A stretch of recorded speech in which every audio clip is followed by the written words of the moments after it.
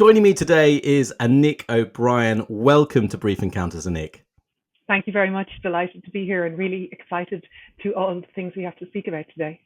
Annick, you've done some amazing things in your career, but you have ended up being really a specialist in cybersecurity and data protection, which has really never been so important. Tell us a little bit about your story and how you came into that role.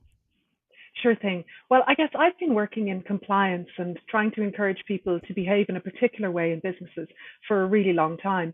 I've been looking after data and making sure that data is secure. Before GDPR, that wasn't known as data protection. That would have been known as corporate codes of conduct about business ethics.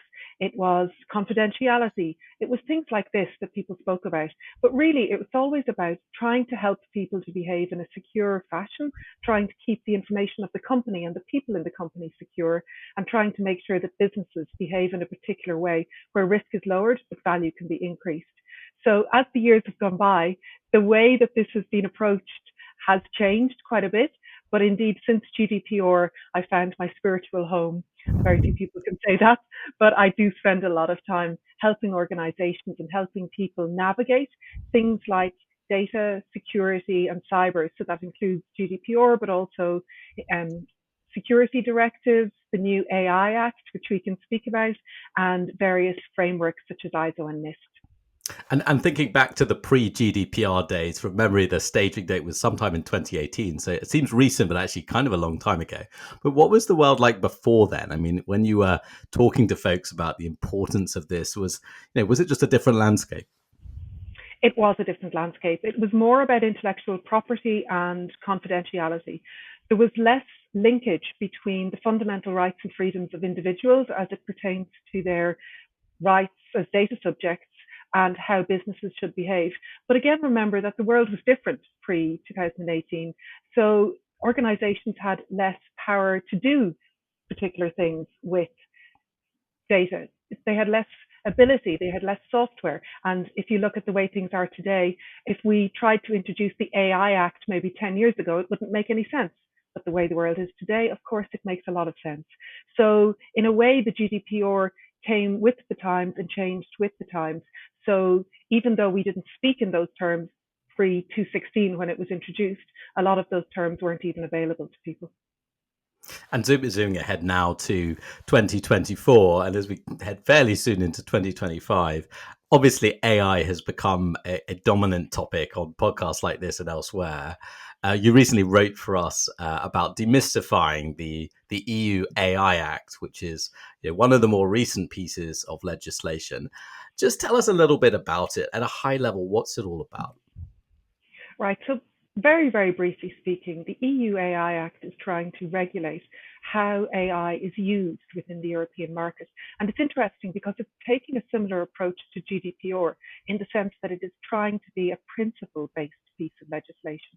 What it's trying to do is have a very, very wide definition of what AI is, not get too technical in what is and what isn't, but really analyze and look at how is this how is this piece of software being used in the EU market? What is it doing to rights and freedoms of individuals?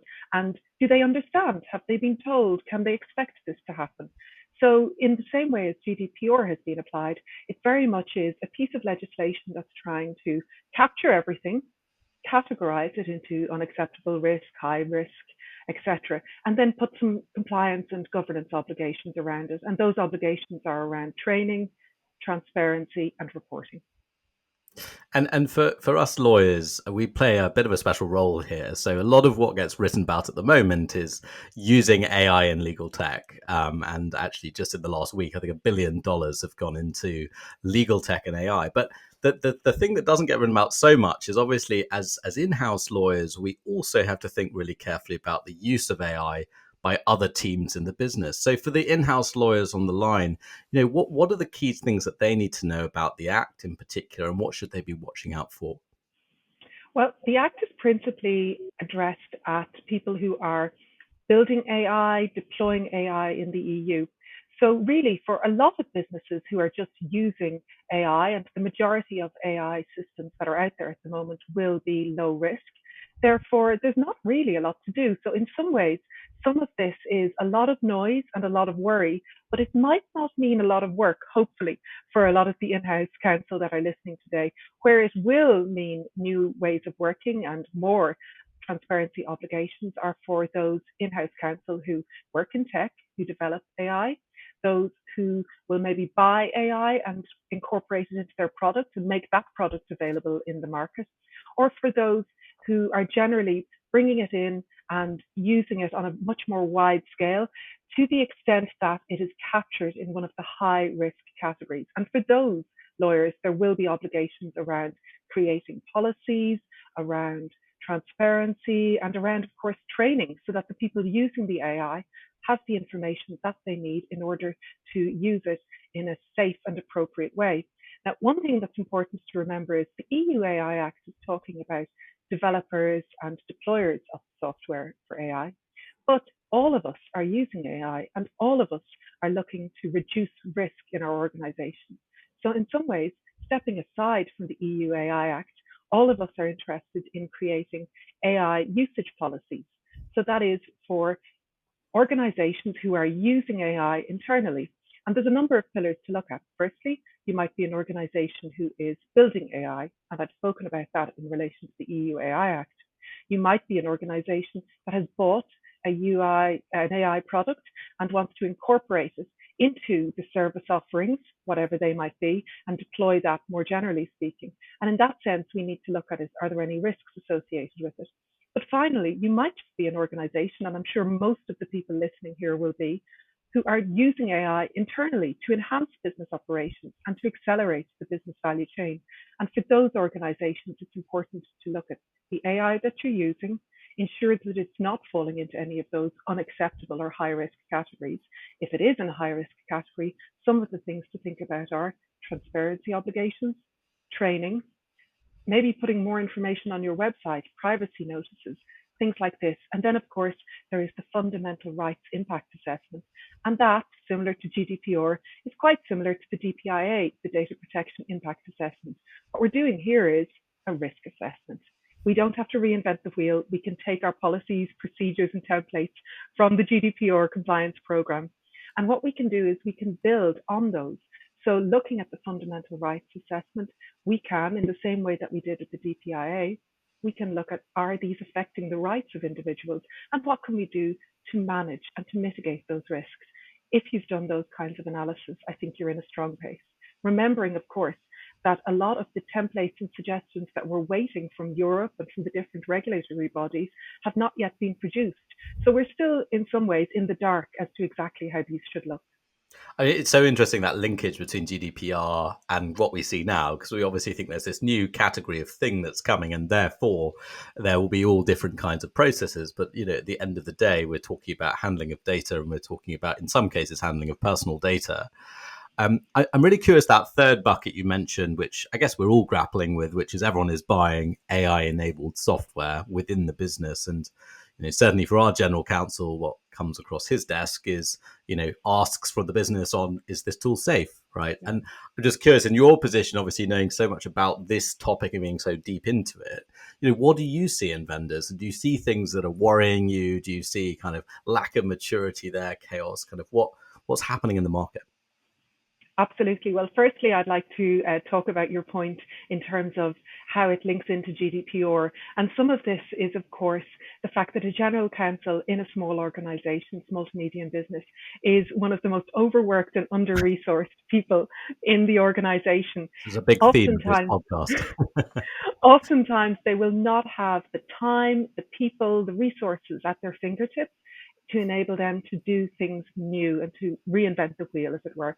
So I am a huge fan of taking policies, procedures, and templates that we already have, tweaking them. That does a number of things. That enables me to work more effectively with something that I know works.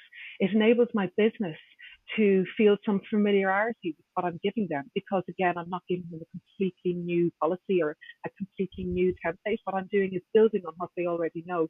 And as we all know, general counsels do not have the luxury in these organizations to only talk about legal issues.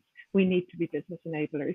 We need to create confidence within our customer base, and our customer base are our colleagues, So what we really need to do is take it on a step-by-step approach and build that confidence and build that trust. So rather than coming into, and this is coming to your second point about what do we do with all of the AI software systems that are out there, we can't just blanket ban things. So I know some organizations are trying to, that just creates shadow IT. It introduces human cyber risk into organizations. And it's really not a way of embedding yourself within the business value chain and ensuring that you have the confidence and trust of your colleagues to be a business enabler. So the first thing I'd say is try not to blanket ban anything. There are systems out there which are less secure, which are less reliable than other systems.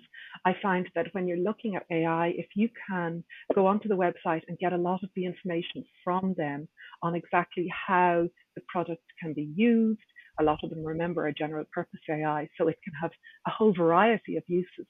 But if you can go and look at how it's used, how it was built, maybe things to watch out for were was there testing to make sure that nothing illegal was included in it? Have they made any reference to copyright law? Because some of the new regulations that are coming out in relation to AI, the AI Act, will require that AI systems comply with copyright law, have done testing to ensure that illegal content isn't produced or used in it, and to ensure that there are policies and procedures which enable the transparency, both for the producers of the system, but also for the deployers of the system. So these are the type of things that General Counsel can quickly look out for online. You can go to the websites and check, do they talk about testing? Is there some transparency about how this has been built and how it should be used? Are there contact details of people to contact if you think something that might have gone wrong? And have they mentioned copyright? Because if they're doing these types of things, it means that they are on track with the EU AI Act. It means they know what's coming down the line and they're preparing for it. So these are things that I would be looking out for. Well, one of the things that used to come up all the time after GDPR came in, right, was the transatlantic transfer. And I remember, we have our customer base split pretty evenly between the EU and the US, and there's very different kind of approaches from the customer and how they would sort of audit us. But curious, obviously, now a lot of the AI companies are based in SF or based in the US. And do you worry about those data transfers, servers in SF, data like flying backwards and forwards? Is it the same old problem, or does anything change in the world of AI? For me, it's exactly the same. If personal data is being transferred to the US, I would be looking for those organizations to be on the privacy framework. Are they not on the privacy framework? I would be looking for standard contractual clauses and a transfer risk assessment. And one of the things that I'd mention around this is none of these approaches to how we transfer personal data or data of any kind are isolated. So we can have an AI model that also uses personal data. So we're caught by both GDPR and the EUI Act. It would be very unusual to be in a situation where there would be no personal data transferred as a result of these AI systems. So my approach is assume that it's part of GDPR, assume that it's part of the data protection compliance framework, and build your processes for AI to link in and double up on these things so that if you're checking is an organization a safe organization to transfer data to, as part of that checklist, you're looking, are they on the privacy framework? Do I need to do SECs or a transfer risk assessment to TRA? So it's all embedded into one, and therefore you don't have to double up on the work that you're doing. It's interesting. One of the things I loved about the GDPR, there weren't that many things I loved, but there were some things I loved. Was the requirement for privacy notices to be plain language, transparent, and accessible. I think was the wording of the act. And I remember this at the time. We ended up redoing our privacy notice to try and make it human readable, and had a lot of fun with it at the time. But obviously, things become more and more complex, and we now have this AI regulation. How do you think about kind of making the information and the advice you give kind of accessible and easy to understand for your stakeholders? Right. So this is a huge challenge that lawyers always have, because even when I think that I'm speaking or writing in a really simple term, people will tell me I still sound like a lawyer. I still sound formal. It still sounds like legal text. So I constantly have to check myself, and this is a development point for me, to ensure that what I'm saying is plain English, it is clear, and it is easily understandable. The upside of the fact that most lawyers are not very technically able is the fact that they will really have to break down what does this AI system do. And really, what we all know in any work that we do, when you really understand something, you're able to explain it in simple terms. So, what I would say is it's a good thing that AI seems so inaccessible to so many lawyers who would not have a technical background. Because if somebody can explain to me how the AI system works, and if I can understand it, I can write it in a way that anybody can understand it. So this is both a handicap that lawyers have, and it will be a challenge, but I think it will result in a better privacy notice and more transparency for end users in the end.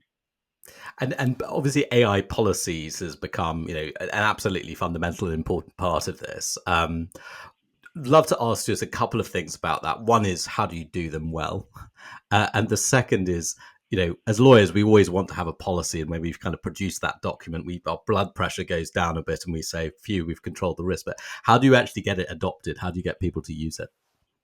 My first piece of advice on policies is keep them short. Keep them as short as you possibly can. And remember that policies are iterations. So the first policy that you produce might not be your final version. It might have things in it that you look back and say were not great at the time. But it's better off to have something today now, better done than perfect. That's my view on policies. So really what I would be doing is, in terms of engaging the business and in terms of getting buy-in for these policies, really try and get your stakeholders who are involved in writing these policies to help you to understand what is happening in the business at the moment. How does that align with the business value chain? And how can you create a policy whereby people can still do their jobs? They're not being asked to take extra steps, but at the same time, you're still using AI in businesses in such a way that keeps the business and its information safe. So a thing to do is move away from negatives rather than saying, don't do this, try doing this. Rather than saying, these are forbidden, these are enabled. Rather than saying, you cannot do X, say, please come and talk to us at the security department before you want to do X. A lot of times when people see many negatives within policies, it makes them shut down and not really absorb the information that's in that policy and abide by it. So it's really important to think about your audience within the business and to get them on board. So I would say keep it short, get something out there, even if it's not the best policy that you can write. Help get your security and your IT or whoever department to do a lot of this work in writing what is being used, what can be used, how can it be used, and really just get it out there in such a way that it's positive language. And then afterwards, however things are rolled out in your organization, I find that in our organization, it works really well to let people know on Slack and then have a session where you can answer questions. But of course, other organizations might work better if it's one training schedule or if it's part of an annual rollout. Things to remember are, maybe if your organization is a Christmas card delivery organization, December is not maybe the best time to roll out a new AI policy. So think about times when the business is a little bit less busy, if that's possible in this day and age, and think about how you can just create a time and an environment where people will be more receptive to receiving a new type of policy. And again, let's not alienate people or exclude them with fancy language. Keep it really, really simple. And I think most people will be on board. This is very cool. And a lot of our customers and our listeners are typically in very fast moving businesses. And I used to say lean legal teams, but I'm yet to find a legal team that isn't lean. So, but usually a team with limited resource. So in those organizations and that you've been working with, that pressure to innovate and move really, really fast is it's kind of unnatural, right? In a very large corporate, it's usually not like that. How do you balance kind of having rigorous regulatory compliance while also, allowing that freedom of innovation and keeping up with the pace of the business? My view is that the EU AI Act will actually enhance innovation. What it will do is it will keep innovation within guardrails that provide for security, but I do not believe that it will slow down innovation. I think that organizations that are keen to innovate just need freedom, and they need freedom to be able to make mistakes. And the thing about AI is that we're looking at something which is autonomous and in some ways unpredictable, because the results that come out of it are based on the input. So we don't know what the result is going to look like. And that unpredictability is, of course, an advantage and a disadvantage. But it's in that advantage and disadvantage area that we really are looking at innovation. So my view on AI is people are going to innovate. We have to give them the freedom to innovate, the culture in organizations to make mistakes and to try things that maybe do and don't work. But what we're doing at the same time with AI policies is saying to them, go for it, try things, but try not to put this type of information in, try not to export this type of information, or come talk to us if you want to use this type of platform. But at the same time, creating a space whereby they can test and they can try things, and things will fail, and there will be areas of the business where you think, might be time to review the policy because I did not think about that use case, and they did, and it's probably not the best for my business. But this is what it's all about, and having an open dialogue with people enables them to feel secure. Some of the best work I've done with our engineers internally here is in situations where we have done workshops on privacy by design. And actually, we see people being enthusiastic and coming up with new ideas. And I think we're going to have AI by design, secure AI by design. I believe that if we create the right framework, we create the right culture and the right dialogue within organizations, we can enable the innovators to create AI, to use AI, to develop it within their products or to embed it into existing products in such a way that it's both secure, but in such a way that it complies with the regulations. And then after this, what we're really looking at are those transparency obligations, maybe reporting obligations should something go wrong, and then ensuring that we're complying with copyright law. So all of these are things that everybody wants to do anyway. People want to do the right thing. They want to create secure systems. They want to comply with copyright law. So I don't think anybody's going to have an issue with those types of things. It's only about the tone. If we start to use AI as a negative and we start to say, don't do this or that's not allowed, then we're going to run into more difficulty. That's my view on the topic. And I'd love to pick up a little bit on that partnership with engineering. So this is, lawyers typically in organizations like yours will work with sales a lot and marketing and, sometimes with engineering and product. But, very different types of teams. And obviously in engineering, it's a high risk department. I mean, we've just been through the CrowdStrike saga, and we know that the downside of mistakes and errors can be catastrophic.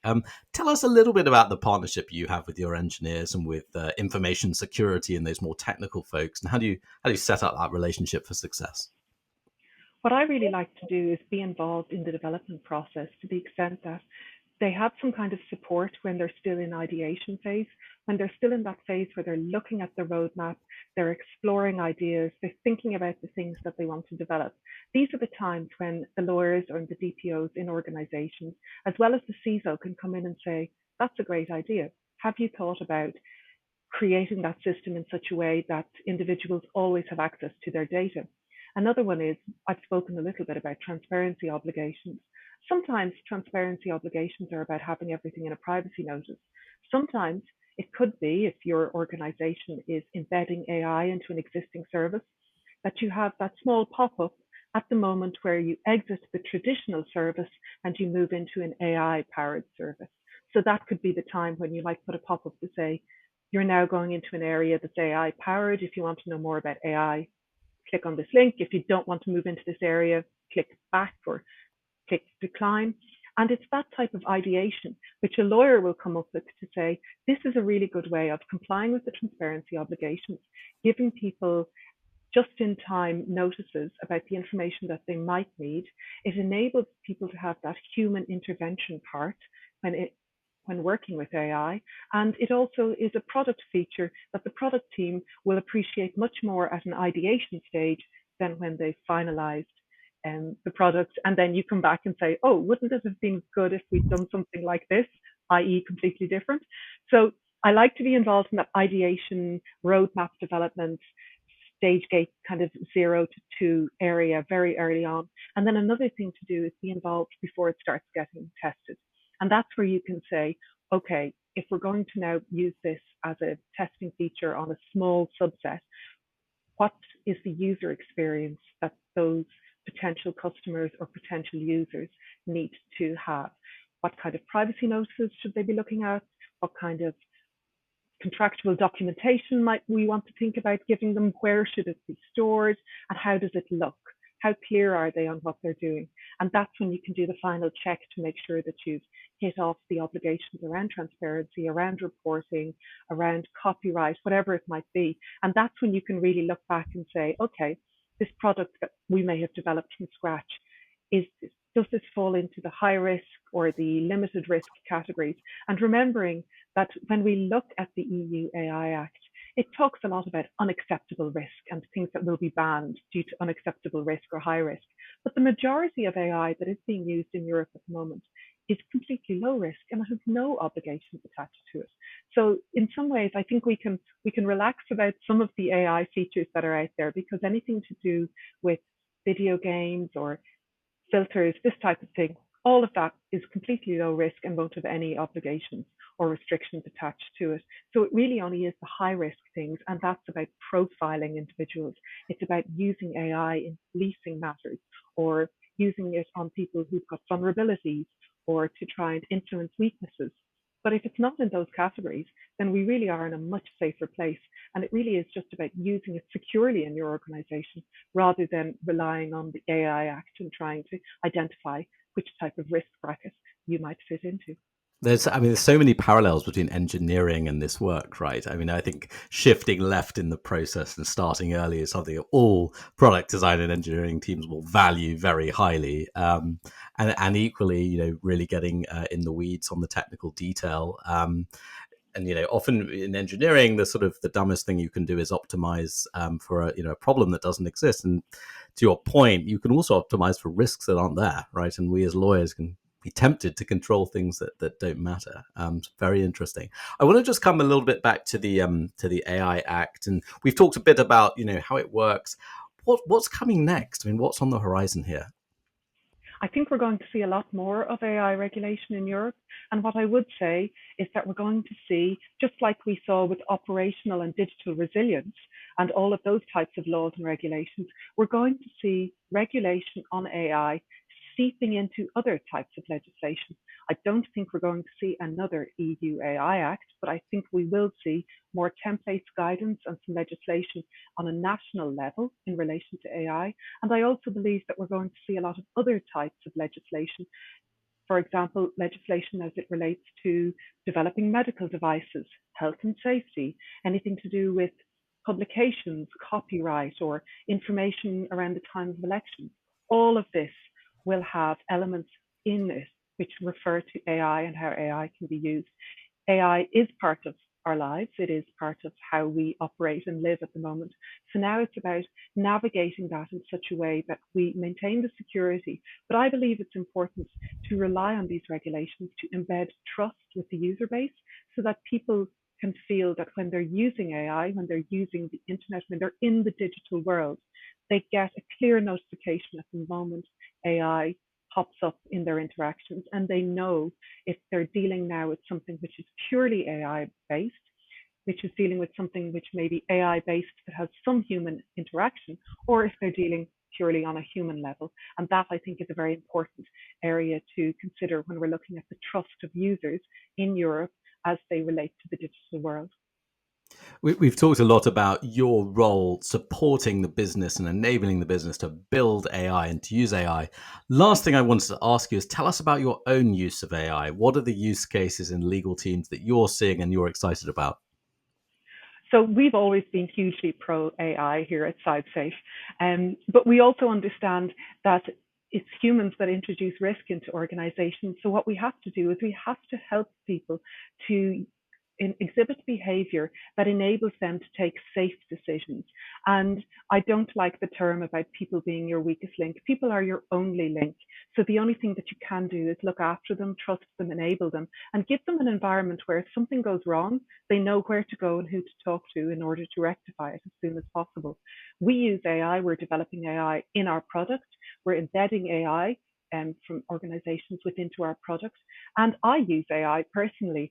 Anything that is boring and is going to take me loads of time to read, I'll probably pop into AI and ask for a summary. I double check it, and at the moment, I'm not hugely impressed with some of the drafting skills that I've found on AI, but I am definitely seeing improvement on a day by day basis. I really enjoy using it to get summaries of legislation and all different types of media articles, looking for particular items in relation to contracts. So I definitely use it a lot, and I'm very excited about the future for legal AI. I think this is an area that's going to be of huge support to lawyers, and especially to in-house legal counsels, who we've already spoken about are a very lean team and do not have the time to be doing research on various different legal topics. If I'm doing something in San Francisco, as you mentioned earlier, if I'm doing something in San Francisco this morning and then I'm working on something else for Europe in the afternoon and then I'm looking at something in the UK, I don't have time to completely review every piece of legislation. So what I need to do is make sure that any contracts I'm working on have the necessary pieces. Anything that I should be looking out for is tagged and highlighted to me. And also any summaries that I need to read quickly in order to get myself into the right mindset are provided to me in a way that I can digest easily. And this is where AI is going to be hugely beneficial to lean in-house legal teams. And it's a great way to end, given that many of the folks listening in are in lean legal teams with never enough resource. What an amazing secret weapon AI can be if used safely and responsibly. Thank you so much, Annick, for being on Brief Encounters. Where can folks find out more about you and your work? They can always look us up on www.cybsafe.com and feel free to contact me on LinkedIn. I'm more than happy to make connections. Thanks again, Annick.